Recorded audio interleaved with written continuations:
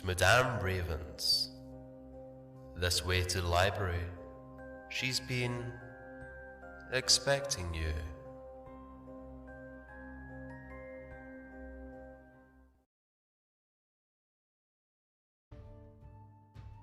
Good morning, my darlings.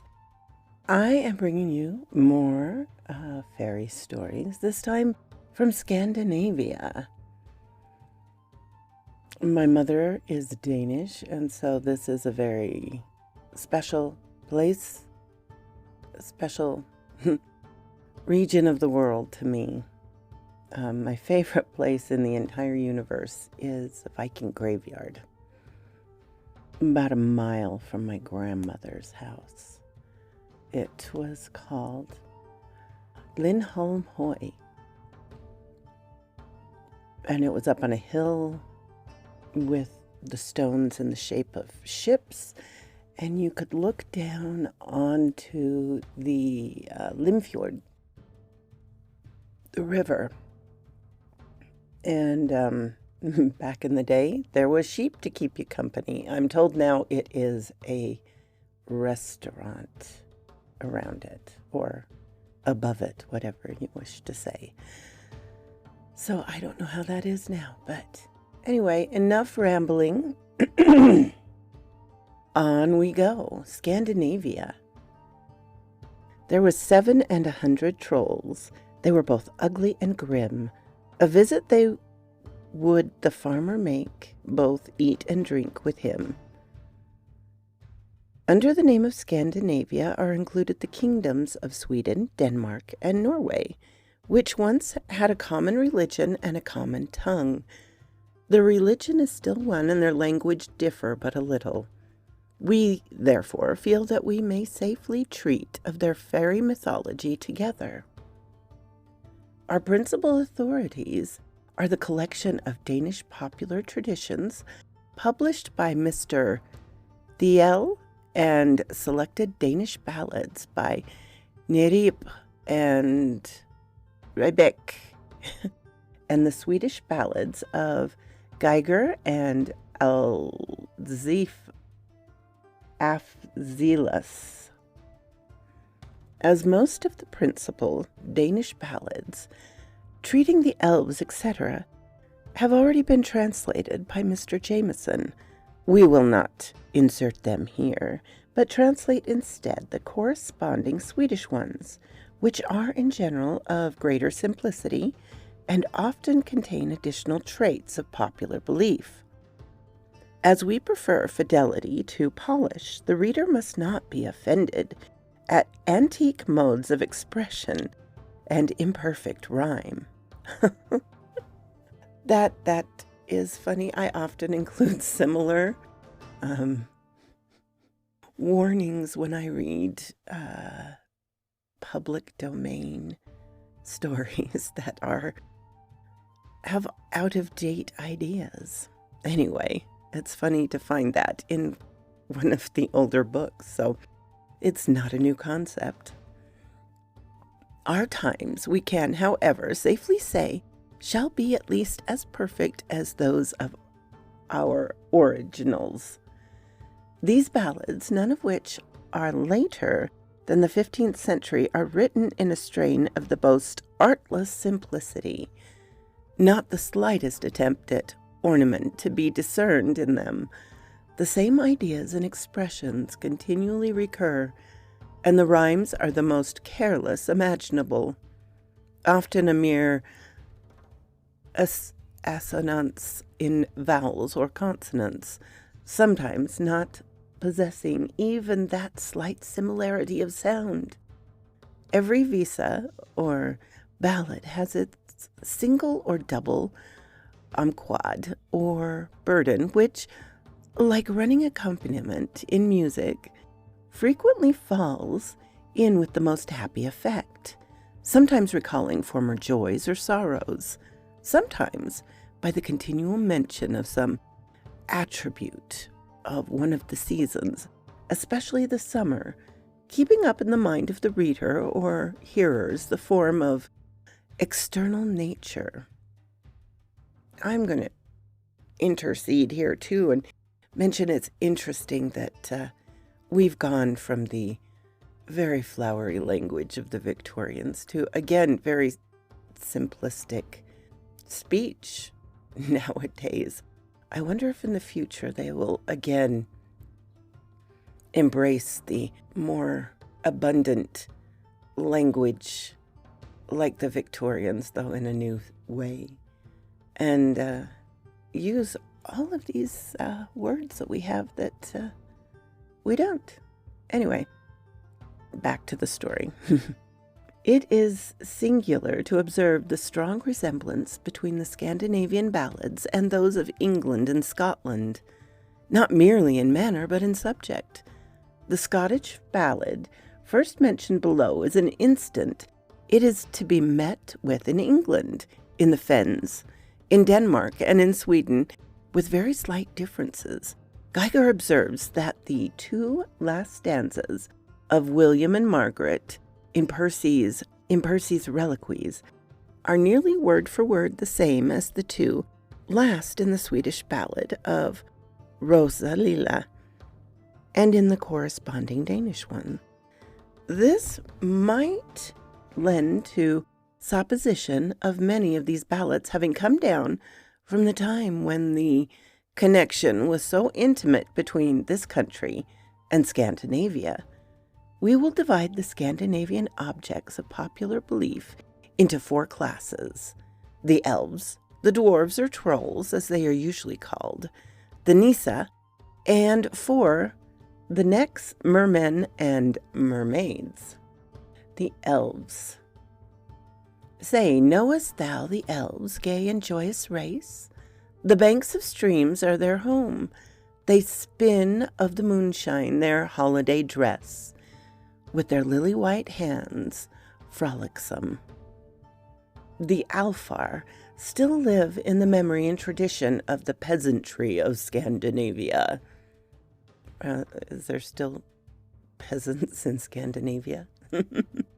I suppose most of us are peasants, aren't we? They also, to a certain extent, retain their distinction into white and black.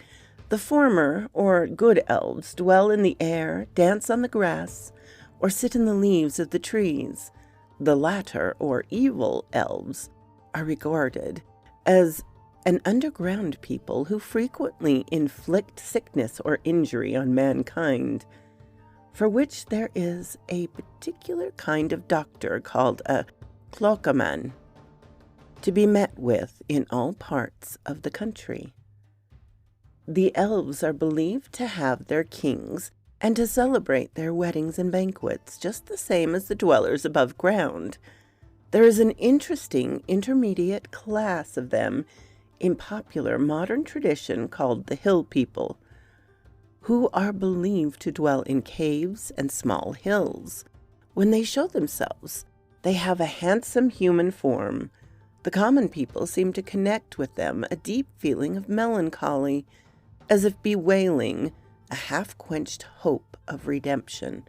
And there again is the Christian interceding beliefs that these creatures were fallen angels or simply don't have a soul, so, there's nothing after for them. There are only a few old persons now who can tell anything more about them than of the sweet singing that may occur on summer nights be heard out of their hills, when one stands still and listens, or, as it is expressed in the ballads, lays his ear to the Elva hill. But no one must be so cruel as by the slightest word to destroy the hopes of salvation, for then the sprightly music will be turned into weeping and lamentation. The Norwegians call the elves Hulderfolk, and their music Huldrasnatt. It is in the minor key and of a dull, mournful sound. The mountaineers sometimes play it and pretend that they have learned it by listening to the underground people among the hills and rocks. There's also a tune called the Elf King's Tune, which several of the good fiddlers know right well, but never venture to play, for as soon as it begins, both old and young, and even inanimate objects are impelled to dance, and the player cannot stop unless he can play the air backwards, or that someone comes behind him and cuts the strings of his fiddle. I wonder if that is linked to the dancing sickness that went on about this time in Europe. I never heard it be as far as Scandinavia, but perhaps. The little underground elves who are believed to dwell under the houses of mankind are described as sportive and mischievous, and as imitating all the actions of men. They are said to love cleanliness about the house and place, and to reward such servants as are neat and cleanly. There was one time, it is said, a servant girl who was for her cleanly, tidy habits greatly beloved by the elves, particularly as she was careful to carry away all dirt and foul water to a distance from the house. And they once invited her to a wedding. Everything was conducted in the greatest order, and they made her a present of some chips, which she took good-humoredly and put into her pocket. But when the bride pair was coming, there was a straw unluckily lying in the way. The bridegroom got cleverly over it, but the poor bride fell on her face. At the sight of this, the girl could not restrain herself, but burst out a-laughing. And that instant, the whole vanished from her sight. The next day, to her utter amazement, she found that what she had taken to be nothing but chips were so many pieces of pure gold. A dairymaid at a place called Skibberhust, the ship house, in Odense, was not so fortunate.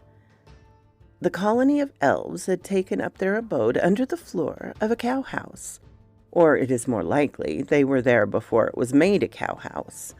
However, the dirt and filth that the cattle made annoyed them beyond measure, and they gave the dairymaid to understand that if she did not remove the cows, she would have reason to repent it.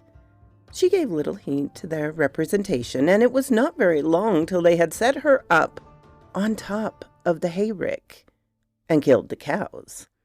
It is said that they were seen on the same night removing in a great hurry from the cowhouse down to the meadow, and that they went in little coaches, and their king was in the first coach, which was more stately and magnificent than the rest. They had ever since lived in the meadow. The elves are extremely fond of dancing in the meadows, where they form those circles of a livelier green, which from them are called Elf Dance. When the country people see in the morning stripes along the dewy grass in the woods and meadows, they say the elves have been dancing there. If anyone should at midnight get within their circle, they become visible to him, and they may elude him.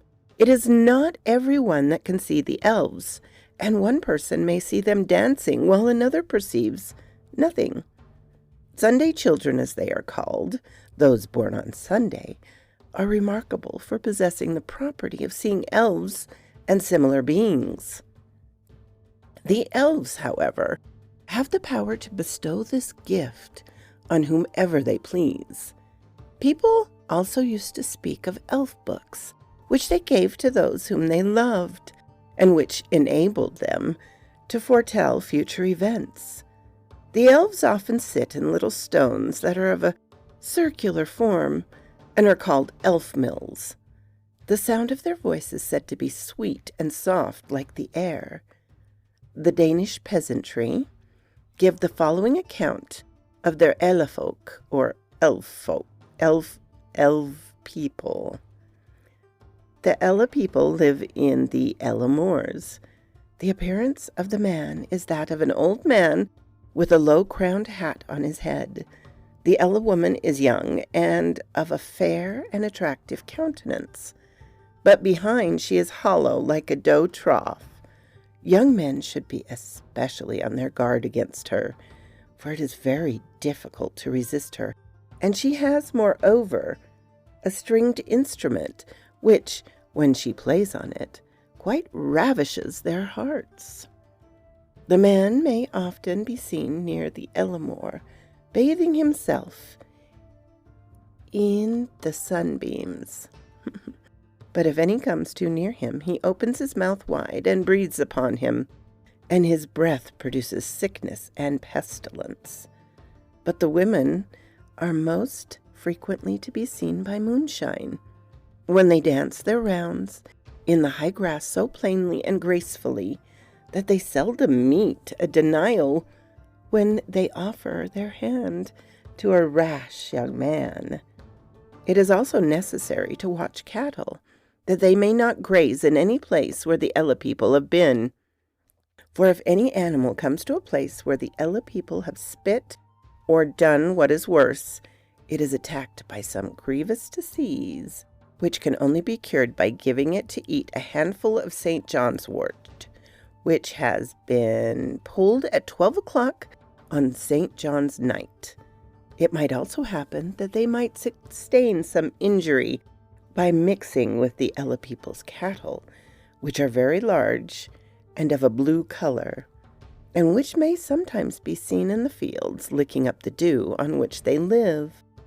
But the farmer has an easy remedy against this evil, for he has only to go to the Ella hill when he is turning out his cattle, and to say, "Thou little troll, may I graze my cows on thy hill?"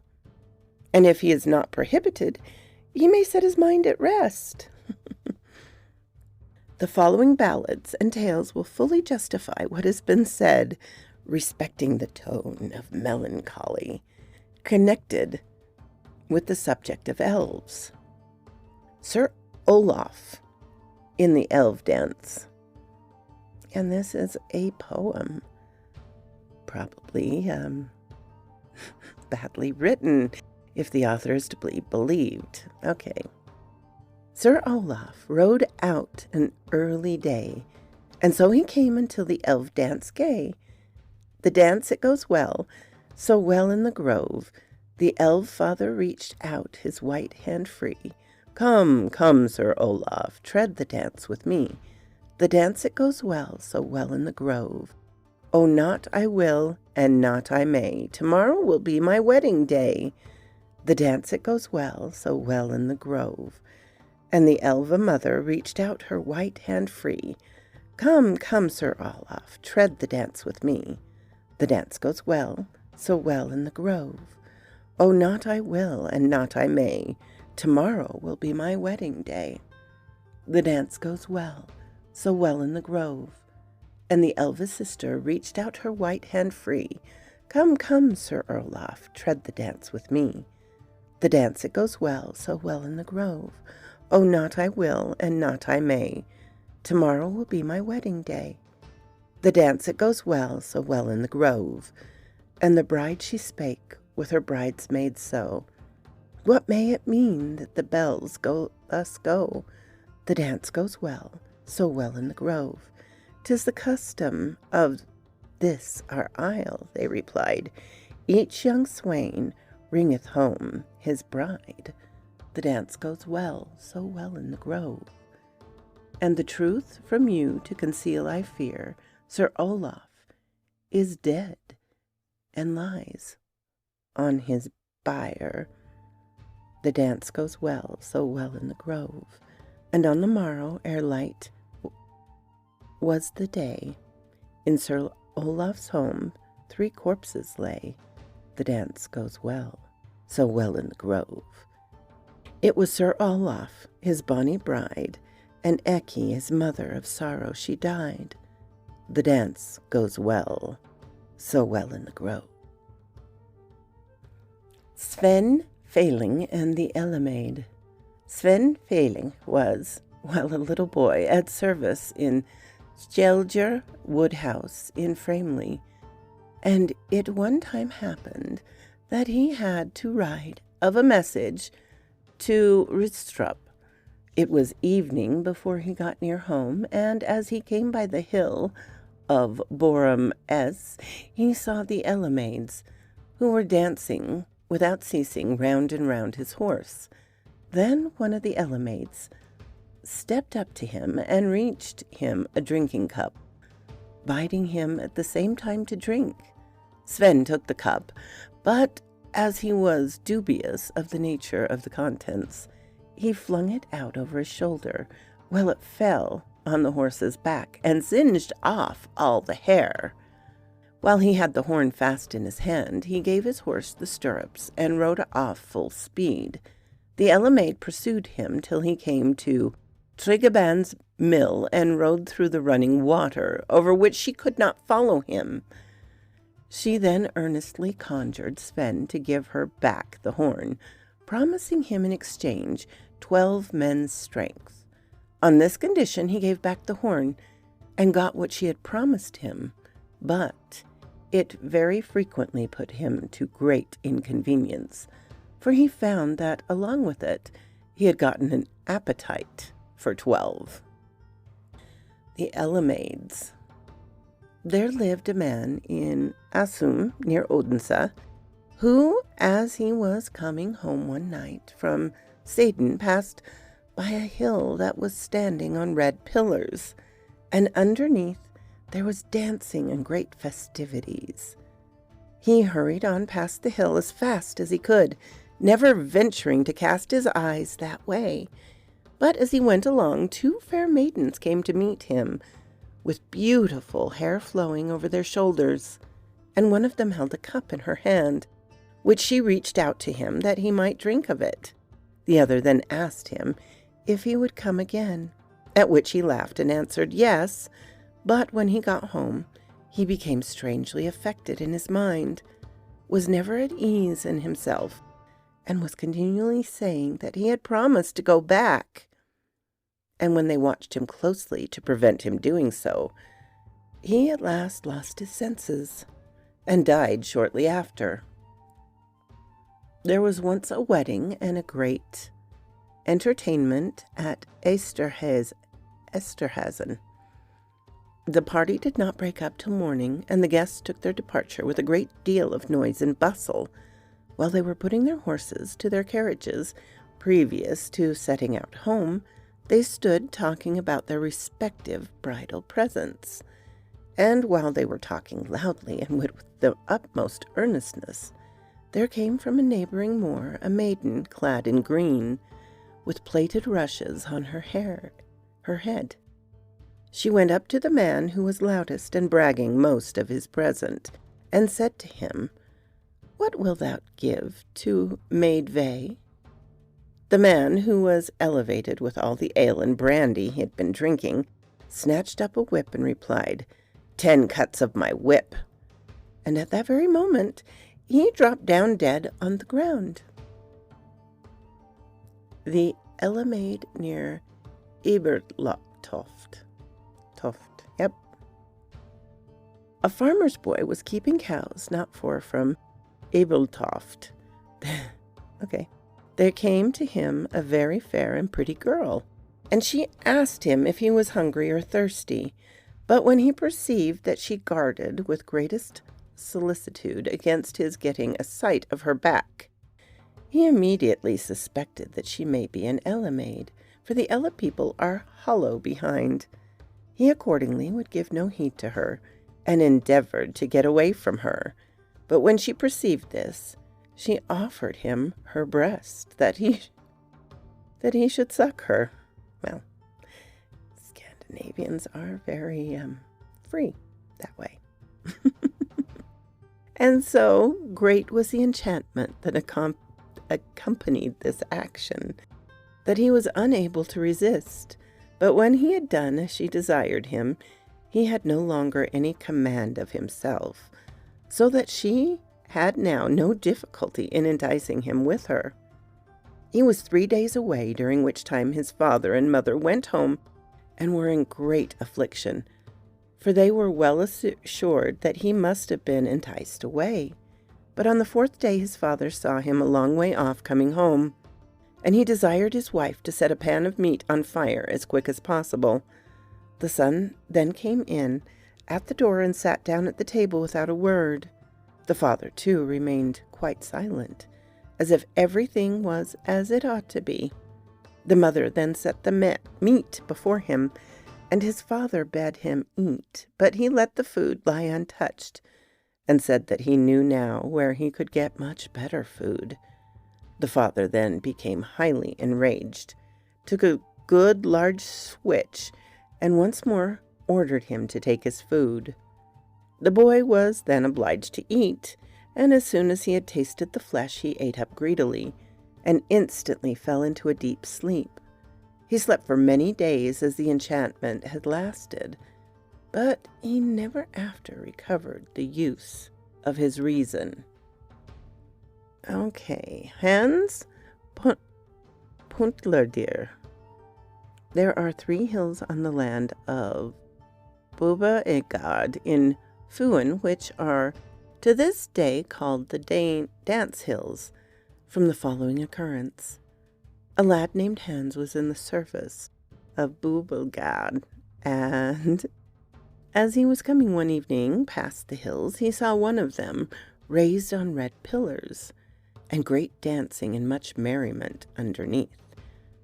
He was so enchanted with the beauty and magnificence of what he saw that he could not restrain his curiosity, but was in a strange and wonderful manner attracted nearer and nearer, till at last the fairest of all the fair maidens that were there came to him and gave him a kiss.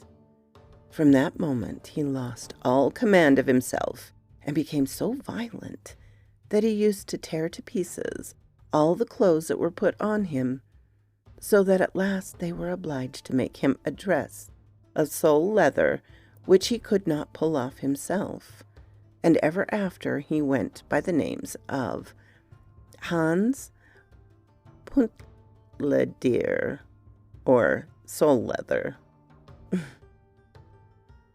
According to the Danish tradition, the Ele kings, under the denomination of promontory kings, kept watch and ward over the country.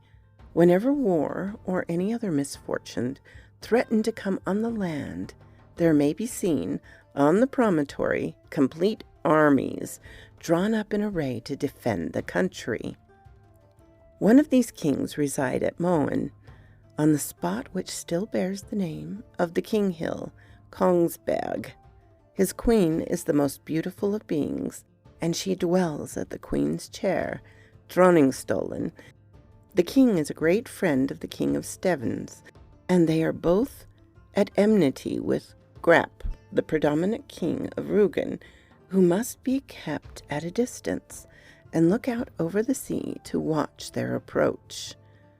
Another tradition, however, says that there is but one king who rules over the headlands of Moen, Stevens, and Rugen. He has a magnificent chariot which is drawn by 4 black horses. In this he drives over the sea from one promontory to another. At such times the sea grows black and is in great commotion, and the loud snorting and neighing of his horses may be distinctly heard. I've been over the northern sea in less than pleasant circumstances, and it is quite scary, actually. There was once believed that no mortal monarch dare come to Stevens, for the Ele king would not permit him to cross the stream that bounds it. But Christian IV passed it without opposition, and since his time several Danish monarchs have been there. At Skilsjöskor in Zealand reigns another of these jealous promontorial sovereigns, named King 12. He will not suffer a mortal prince to pass the bridge of Kjeldskor. Woe to betide the watchman who should venture to cry 12 o'clock in the village. He might chance to find himself transported to the village of Bone or to the windmills. Old people that have eyes for such a thing declare that they frequently see King Kong 12 rolling himself on the grass in the sunshine. On New Year's night, he takes from one smith's forge or another 9 new shoes for his horses. They must be always left ready for him, and with them the necessary complement of nails. That's something else I'm going to have to investigate and do a video on, is blacksmith folklore. It kind of reminds me of Jason Ogg and his shoeing of death's horses. Poor Binky. Okay, well, Binky's well treated. The Ella King of Bornholm lets himself be occasionally heard with fife and drum, especially when war is at hand. He may then be seen in the fields with his soldiers. This king will not suffer an earthly monarch to pass more than 3 nights on his isle. In the popular creed, there is some strange connection between the elves and the trees. They not only frequent them, they make an interchange of form with them. In the churchyard of Storheden in Zealand, Shaland, there are remains of an oak wood. These, say the common people, are the Ella King's soldiers. By day they are trees, by night valiant warriors. In the woods of Rugard, in the same island, a tree, by which night becomes a whole Ella people and goes about all alive. It has no leaves upon it, yet it would be very unsafe to go to break or fell it, for the underground people frequently hold their meetings under its branches.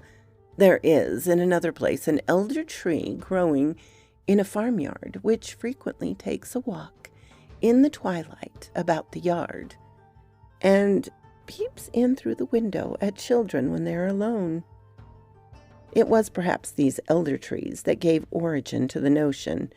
In Danish, huld or hyl, a word not far removed from Ella, is elder, and the peasants believe that in or under the elder tree dwells a being called Hildemor, or elder mother, or Hilda Quinde, or elder woman, with her ministred spirits.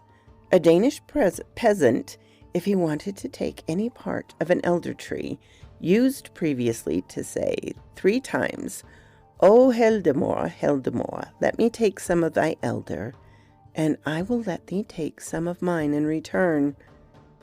If this was omitted, he would be severely punished. They tell of a man who cut down an elder tree, but he soon after died suddenly. It is, moreover, not prudent to have any furniture made of elder wood. A child was once put to lie in a cradle made of this wood, but Hildemor came and pulled it by the legs and gave it no rest till it was put to sleep elsewhere. Old David Monrad relates that a shepherd one night heard his 3 children crying, and when he inquired the cause, they said someone had been sucking them. Their breasts were found to be swelling, and they were removed to another room where they were quiet. The reason is said to have been that the room was floored with elder. The linden or lime tree is a favorite haunt of the elves and connate beings, and it is not safe to be near it after sunset. I think we're going to stop there. That was fun. There is more. I'll do more at another time. We did not do the dwarves and trolls, which have a very long and important history within Scandinavian folklore, but yeah, we'll go from there. Anyway, I hope you all have a lovely day, my darlings. I hope you enjoyed this. And you know what?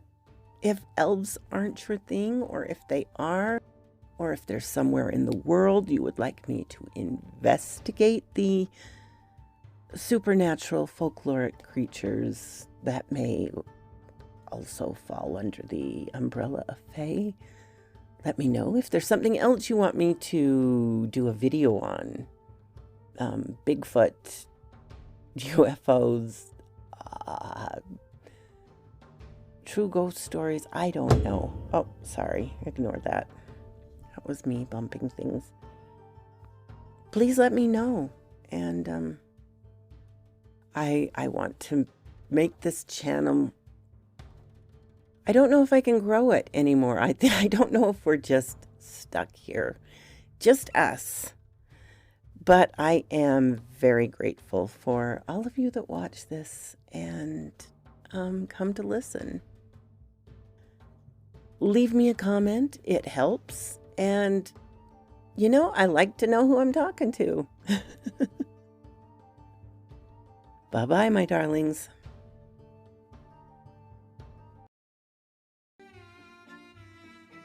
Thank you so kindly for stopping by my chateau, my darlings. It does mean so much to me. Please, if you have not subscribed, as many of you have not, please do so. Give me a like so I know what you would like to hear. And comment. I always love to read your comments. And special thanks to my Patreon and membership supporters. Ciao, darlings.